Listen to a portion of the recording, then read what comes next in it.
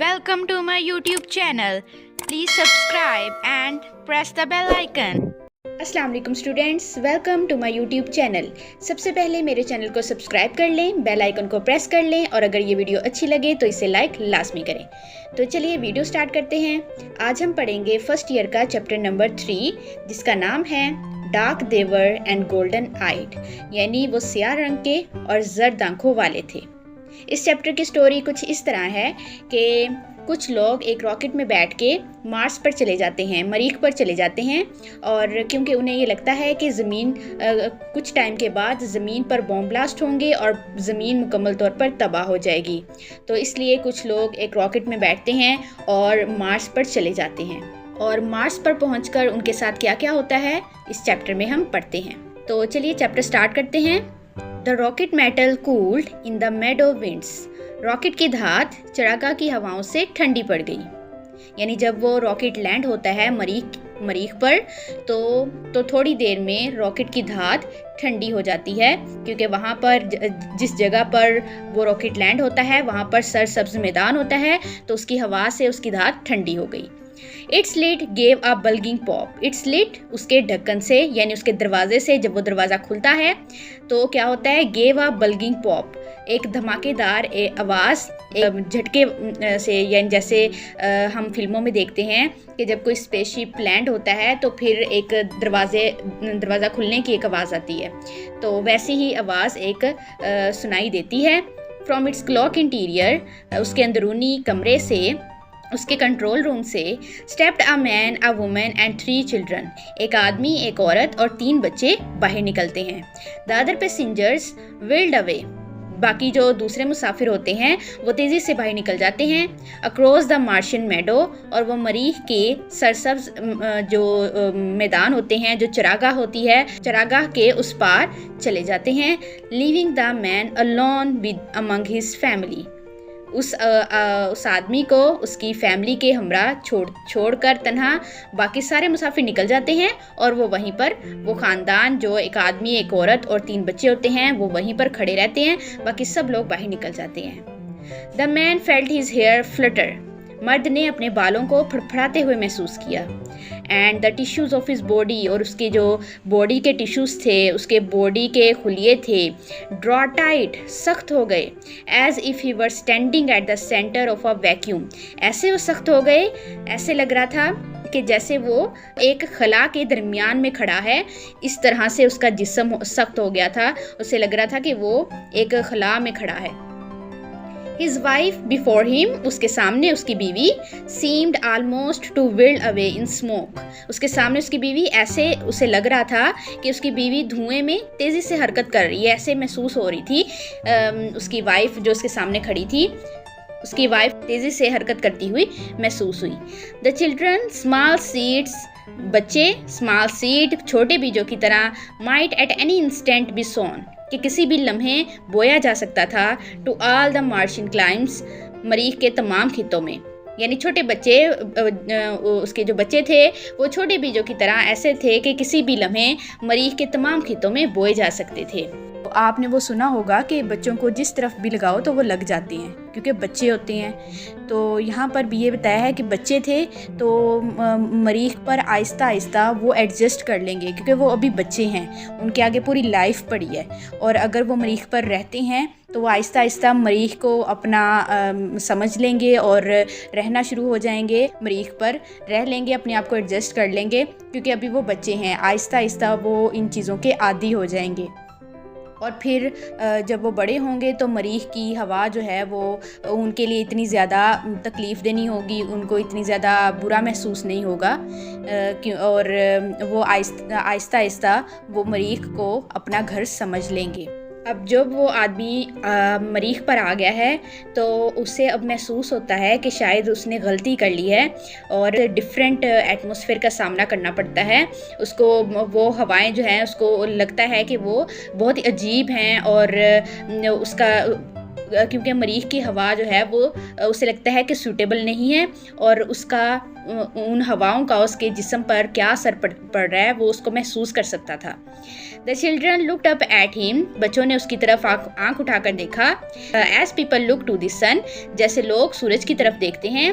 To tell what time of their life it is, ये बताने के लिए कि ये उनकी जिंदगी का कौन सा टाइम है। हिज फेस वाज कोल्ड, उसका चेहरा सर्द था। व्हाट्स रॉन्ग, क्या हुआ है? आस्क्ड हिज वाइफ, उसकी बीवी ने पूछा। Let's get back to the rocket, आओ हम रॉकेट में वापस बैठ जाएं। Go back to the Earth, जमीन की तरफ वापस चले जाएं। अब वो कहता है कि चलो हम वापस चलते हैं। अपनी वाइफ से कहता है यस लिसन, हाँ गौर से सुनो। द विंड ब्लू, हवा चली। As if to flake away their identities, ऐसे चली कि जैसे उनकी आइडेंटिटी को, उनकी शिनाख्त को तबाह कर देगी। एट एनी मोमेंट, किसी भी लम्हे। The Martian air might draw his soul, कि मरीख की हवा उनकी रूह को निकाल देगी। फ्रॉम हिम, उनके जिस्म से, यानी ऐसे उसको हवा ऐसे चल रही थी, ऐसे लग रहा था कि मरीख की हवा उनकी रूहों को निकाल देगी उनके जिस्म से। As marrow comes from a white bone, जैसे कि सफ़ेद हड्डी से गोदा निकलता है। He felt submerged in a chemical. He felt submerged. उसने अपने आप को डूबते हुए महसूस किया। इन अ केमिकल, एक केमिकल में। That could dissolve his intellect, कि जो इसकी अक्ल को ख़त्म कर सकता था, इसकी जहानत को ख़त्म कर सकता था। And burn away his past, और इसके माजी को जला सकता था। क्योंकि अब वो मरीख पर आ गए थे, उसे लगा कि वो अपने आप को एक केमिकल में डूबता हुआ महसूस कर रहा है। तो ये सोचकर ही वो बहुत ज़्यादा खौफज़दा हो गया था कि अब आगे क्या होगा, क्योंकि अब वो मार्स पर आ चुके हैं तो उसका माजी जो है वो तो अगर यहाँ पर वो रहेंगे तो उनका माजी ख़त्म, वो महसूस कर रहा था उस टाइम पर। They looked at Martian hills, उन्होंने मरीख की पहाड़ियों को देखा। डेट टाइम हैड वॉर्न, के जिन्हें वक़्त ने घिसा दिया था। With a crushing pressure of years, सालों के तबाह कुन दबाव से घिसा दिया था जिन पहाड़ियों को उन्होंने उसकी तरफ देखा। दे सा द ओल्ड सिटीज़, उन्होंने पुराने शहरों को देखा। लोस्ट इन दियर मेडोज, जो चरागाहों में गुम हो गए थे, उन पुराने शहरों को देखा। Lying like children's delicate bones, जो यूँ पड़े थे कि जैसे बच्चों की नाजुक हड्डियाँ। अमंग द ब्लोइंग, जोरदार हरकत करते हुए। लेक्स ऑफ ग्रास, घास के ज़ख़ीरे में पड़ी हैं। इस तरह वो शहर ऐसे गुम हो गए थे, ऐसे पड़े थे वो चरागाहों में कि जैसे बच्चों की हड्डियाँ जो है वो घास के ज़ख़ीरे में पड़ी हों। यानी वो पहाड़ियाँ बहुत ही ख़राब हालत में थी, बहुत ही उनकी हालत ठीक नहीं थी, बहुत ख़राब थी वो पहाड़ियाँ। जब वो मरीख की पहाड़ियों को देखते हैं तो वहाँ का क्या मंजर था, तो वो यहाँ बताया है। चिन up Harry, said his wife, उसकी बीवी ने कहा कि बहादुर बनो, वो खुश हो जाओ और भूल जाओ सब कुछ। उसकी वाइफ उसे कहती है इट्स टू लेट, बहुत देर हो गई है। We have come over 60 million miles, हम 60 मिलियन मील से ज़्यादा सफ़र कर चुके हैं। The children with their yellow hair, अपने जर्द बालों के साथ बच्चों के जर्द बाल थे तो जर्द बालों वाले बच्चे। Hollered at the deep dome of Martian sky, hollered यानी वो चिल्ला रहे थे, शोर कर रहे थे। At the deep dome of Martian sky, जो मरीख के आसमान के गुंबद नमा छत के नीचे वो बच्चे शोर मचा रहे थे। देयर वॉज नो आंसर, कोई जवाब नहीं था। But the racing his of wind, सिवाय तेज हरकत करती हुई हवा की आवाज़ के अलावा। थ्रू द स्टिफ ग्रास, जो सख्त घास के बीच में से हवा तेज़ी से हरकत करती है, उसकी सरसराहट की आवाज़ होती है, तो उस आवाज़ के सिवा और कोई जवाब नहीं था। He picked up the luggage, उसने अपना सामान उठाया। In his cold hands, अपने सर्द हाथों से।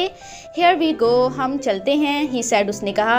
वो ऐसे उसने अपना सामान उठाया था और अपने हाथों से, और वो जाने लगा था। और वो ऐसे था कि जैसे अ मैन स्टैंडिंग, के एक आदमी खड़ा हो on the edge of a sea, समुंदर के किनारे पर। रेडी टू वेड इन, और तैयार हो कि वो इसमें चलने लगे। एंड बी ड्रॉन्ड, और डूब जाए। तो जब वो मरीख के शहर की तरफ जाने लगता है, वो ऐसा महसूस करता है कि जैसे एक आदमी समुंदर के किनारे पर खड़ा है और जल्द ही जो है वो उसको पता है कि वो अगर आगे जाएगा तो वो डूब जाएगा, वो ख़त्म हो जाएगा। तो वो भी ऐसा ही महसूस करता है, यानी उसे पता था कि वो आगे जाएगा, वो मरीख की पहाड़ियों की तरफ जाएगा तो वो डूब जाएगा, वो ख़त्म हो जाएगा। और बिल्कुल उसी तरह वो महसूस कर रहा था कि जैसे कोई इंसान समुंदर के किनारे पर हो और वो जानता हो कि आगे वो जाएगा तो वो डूब जाएगा। तो वो भी बिल्कुल ऐसा ही महसूस कर रहा था जब वो मरीख की पहाड़ियों की तरफ जा रहा था कि मैं आगे जाऊंगा तो मेरी आइडेंटिटी ख़त्म हो जाएगी, मेरी जो जहानत है, मेरी जो शनाख्त है वो ख़त्म हो जाएगी। वो बिल्कुल ऐसा ही महसूस कर रहा था। दे वॉक्ड इनटू टाउन, वो चलते हुए शहर में दाखिल हो गए। Their names were Bittering, Harry and his wife Cora, Dan, Laura and David. और उनके नाम क्या थे? उनके नाम थे बिटरिंग, हैरी बिटरिंग और उसकी वाइफ जिसका नाम है कोरा, और उनके 3 बच्चे डैन, लॉरा और David. They build a small white cottage, उन्होंने एक छोटी सी सफ़ेद झोंपड़ी बनाई। And ate good breakfast there, और वो वहाँ पर अच्छे नाश्ते करने लगे। But the fear was never gone, लेकिन खौफ कभी ख़त्म नहीं हुआ, इस चीज़ का खौफ कि आगे क्या होगा। It lay with Mr Bittering and Mrs Bittering, वो हमेशा खौफ मिस्टर बिटरिंग और मिसिस बिटरिंग के साथ होता था। अ थर्ड अनबर्डन पार्टनर, एक तीसरे बिन बुलाए साथी की तरह। एट एवरी मिडनाइट टॉक, हर आधी रात की गुफ्तगू में होता था। एट एवरी डॉन अवेकनिंग, और हर सुबह जब वो बेदार होते तो उस टाइम पर वो खौफ मौजूद होता था जो उनका पीछा नहीं छोड़ रहा था।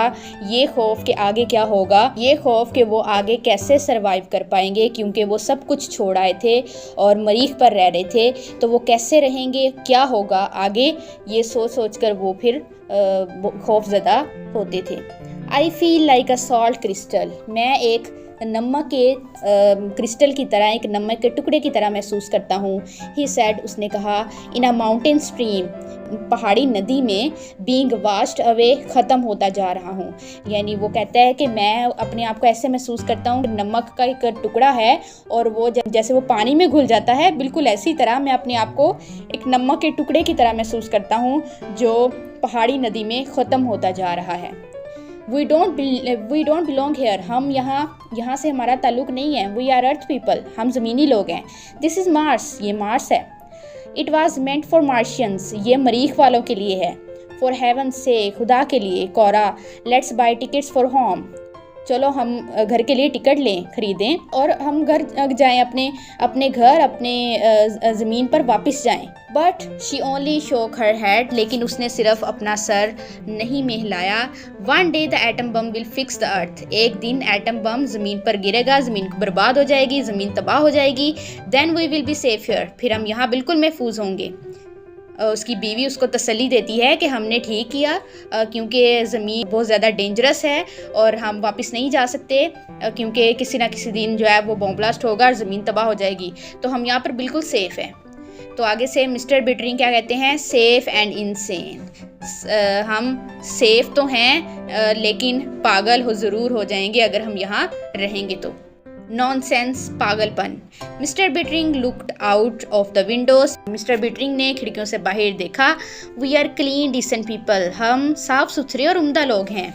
ही लुक्ड एट हिज चिल्ड्रन, उसने अपने बच्चों की तरफ देखा। All dead cities have some kind of ghosts in them, तमाम मुर्दा शहरों में एक किस्म की बदरूहें मौजूद हैं। मेमोरीज, आई मीन, मेरा मतलब है यादें। He stared at the hills, उसने पहाड़ियों की तरफ गौर से देखा। You see a staircase and you wonder what Martians looked like climbing it. कहते हैं वो मिस्टर बिटरिंग कहता है कि you see a staircase, कि आप एक सीढ़ी को देखते हैं, and you wonder what Martians looked like climbing it, और आप ये हैरान होते होंगे कि मरीख के लोग इस सीढ़ी पर इस पर चढ़ते हुए कैसे लगते होंगे, मरीख वाले। You see Martian paintings and you wonder what the painter was like, और आप मरीख की पेंटिंग्स को देखते हैं और हैरान होते होंगे कि मुसव्वर कैसा होगा, पेंटर कैसा होगा। You make a little ghost in your mind, आप अपने जहन में एक किस्म की बदरू बना लेते हैं, एक छोटी बदरू बना लेते हैं। A memory यानी एक याद। It's quite natural, ये बिल्कुल फितरी बात है। Imagination यानी तसव्वुर। He stopped, वो रुक गया। You have not been prowling up, आप घूमते फिरते नहीं रहे इन दोज रूइंस, इन खंडरात में, यानी अब वो अपने बच्चे से पूछ रहा है कि अब वो जो जगह हैं, वो जो खंडरात हैं, उनमें आप घूमते फिरते तो नहीं रहे। हैव यू, क्या आप घूमते रहे हैं, पूछ रहा है वो। नो पापा, नहीं पापा। David looked at his shoes, David ने अपने जूतों की तरफ देखा। So that's it for today. उम्मीद है कि इतनी आपको समझ आ गई होगी। इससे आगे हम नेक्स्ट वीडियो में कंटिन्यू करेंगे। जिन स्टूडेंट्स ने अभी तक सब्सक्राइब नहीं किया तो सब्सक्राइब लाजमी करें, बेल आइकन को प्रेस करें, और अगर ये वीडियो अच्छी लगे तो इसे लाइक लाजमी करें। तो दैट्स इट, अल्लाह हाफिज़।